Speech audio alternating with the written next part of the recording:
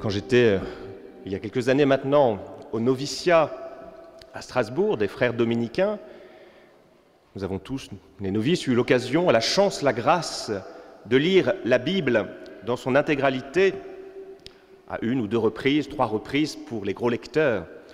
Et je me rappelle, à l'époque, il y a quelque chose qui m'avait surpris, c'est que dans l'Écriture, on mange beaucoup. Il y a beaucoup de passages dans l'Ancien Testament qui se passent à table. Rappelez-vous l'épisode où Abraham accueille ses 3 visiteurs. Que fait-il avec eux? Eh bien, il leur offre un repas.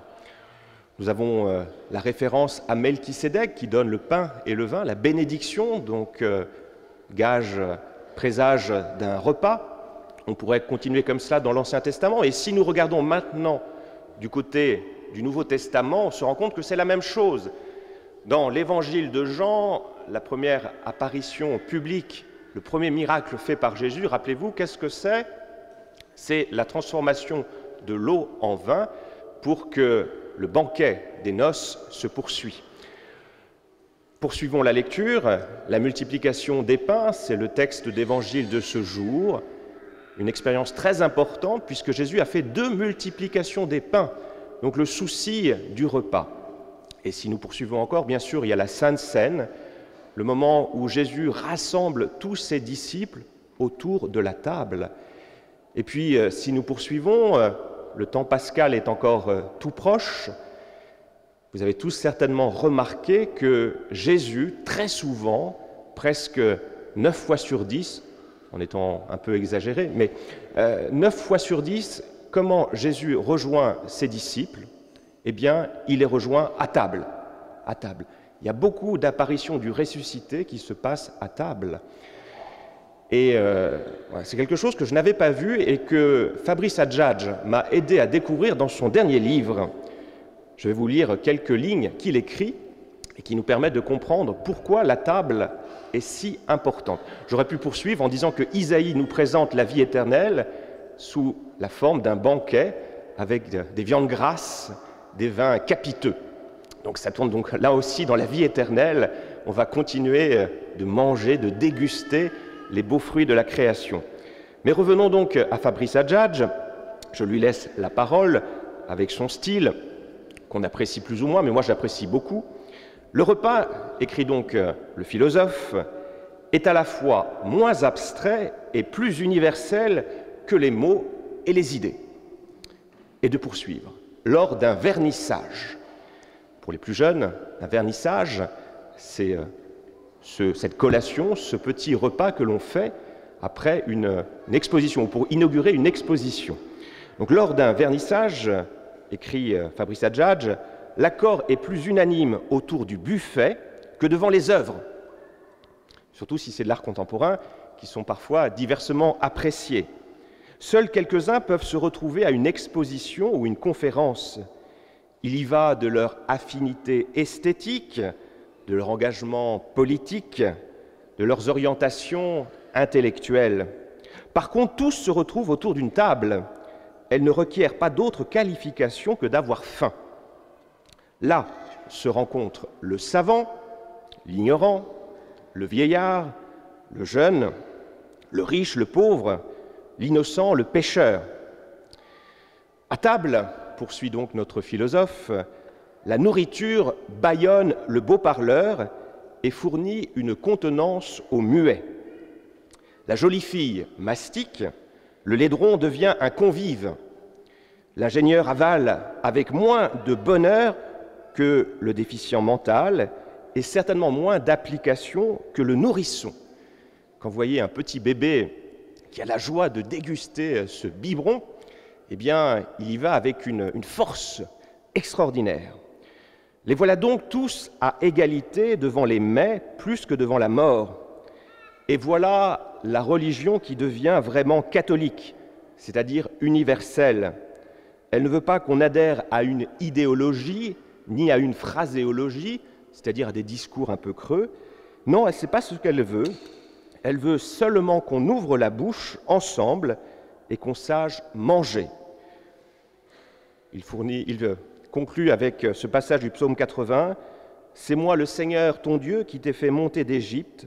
Ouvre ta bouche, moi je l'emplirai. Ouvre ta bouche, moi je l'emplirai. » Alors un passage très beau, très suggestif, qui nous donne 3 idées que je développe très rapidement.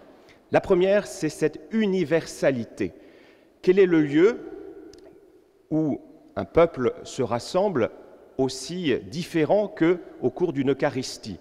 Nous venons des 4 coins de la ville de Rennes. Certainement, parmi nous, certains viennent de beaucoup plus loin, sont originaires de pays lointains.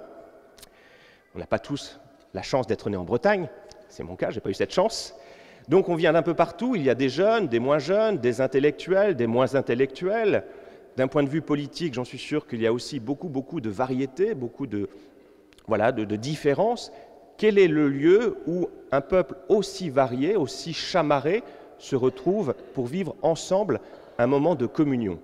Essayez de trouver un lieu, il n'y en a pas d'autre. Donc vous voyez, le lieu qui rassemble, qui réunit, eh bien c'est l'Eucharistie, c'est la Sainte Seine, c'est ce que nous célébrons aujourd'hui. Première chose, donc, cette universalité de la parole de Dieu qui vient rassembler.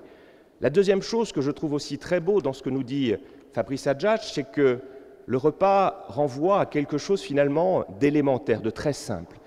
Eh bien, si nous creusons bien, même sans creuser beaucoup, je crois que la foi, elle aussi, est beaucoup plus simple qu'il n'y paraît. Le mystère de l'Eucharistie, on peut en faire des dissertations, et c'est bien, mais fondamentalement, ce n'est pas le plus important.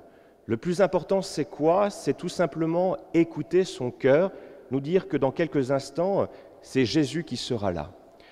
Nous sommes en 1912 au Vatican. Il y a là une maman qui vient visiter, qui vient rencontrer le pape. En 1912, c'est le pape Pie X. Elle est accompagnée de son enfant, donc elle a eu cette chance, cette grâce d'avoir une audience privée. Elle s'approche du pape, qui fait un magnifique sourire quand il voit cet enfant, et donc il se tourne vers la maman et vers l'enfant et lui dit « Quel âge as-tu » Vous savez, souvent quand des adultes posent une question à des enfants, ce sont les parents qui répondent, de peur que l'enfant réponde un peu à côté ou parle avec trop de naturel. Et donc la maman répond « Il a 4 ans. Il a 4 ans. Et si tout se passe bien, dans 2 ans, il aura la grâce de faire sa première communion. » Alors le pape Pie X regarde l'enfant et lui pose cette question. « Que reçoit-on quand on vient communier ?»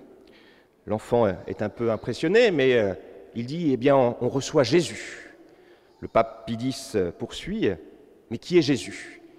Et l'enfant de répondre « Eh bien, Jésus, c'est Dieu. » Le pape Pie X fait un beau sourire et se tourne vers la maman et lui dit « Eh bien, votre enfant est prêt. Amenez-le-moi demain et il recevra la Sainte Eucharistie de mes mains. » Vous voyez, à 4 ans. À 4 ans, cet enfant a tout compris. Il a compris que c'était Jésus qui était là. Et je crois que quand on a compris cela à notre tour, eh bien, nous rentrons dans cette dynamique de cette fête du Saint-Sacrement qui nous rassemble aujourd'hui. Je vous l'avais dit l'année dernière. Vous savez à quel siècle cette fête du Saint-Sacrement a-t-elle été créée? Rappelez-vous, c'était au XIIIe siècle. Il y avait un penseur qui était originaire de Tours. Je voudrais voir si vous vous rappelez de quelques homélies. Si vous en rappelez pas, ce que je disais hier, ça me rassure, ça veut dire que je vais pouvoir répéter l'année prochaine sans que ça se voie. Donc voilà, cet homme, ce théologien qui va s'égarer, il vient de Tours, c'est Béranger de Tours. Et Béranger de Tours, il veut tout comprendre, tout analyser. Alors il dit, c'est pas possible que Jésus soit sur l'autel après la consécration. C'est une présence simplement symbolique.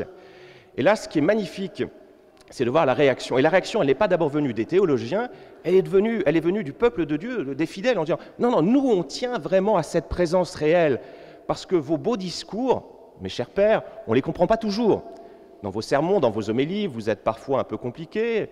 Les ouvrages de théologie, c'est la scolastique, c'est un peu compliqué. Donc, on n'y comprend pas grand-chose. Mais par contre, ce Jésus dans le Saint-Sacrement, ça, on le voit. Ça, c'est du concret. Quand on le reçoit dans la Sainte Communion, eh bien, il est là. Il est en nous. Et donc, c'est par la pression des fidèles, par le désir des fidèles, que cette fête du Saint-Sacrement va être instituée. Donc, Béranger de Tours, c'était au XIIe. Et au XIIIe siècle, vont se mettre en place ces processions du Saint-Sacrement. quand on fait cette procession, quand nous faisons cette procession du Saint-Sacrement, eh bien, nous sommes comme les disciples. Qu'ont fait les disciples, les apôtres? Eh bien, c'est ceux qui ont marché à côté de Jésus. Eh bien, quand nous processionnons avec le Saint-Sacrement, qu'est-ce que nous faisons? Eh bien, nous sommes disciples, nous sommes apôtres, nous marchons à côté de Jésus.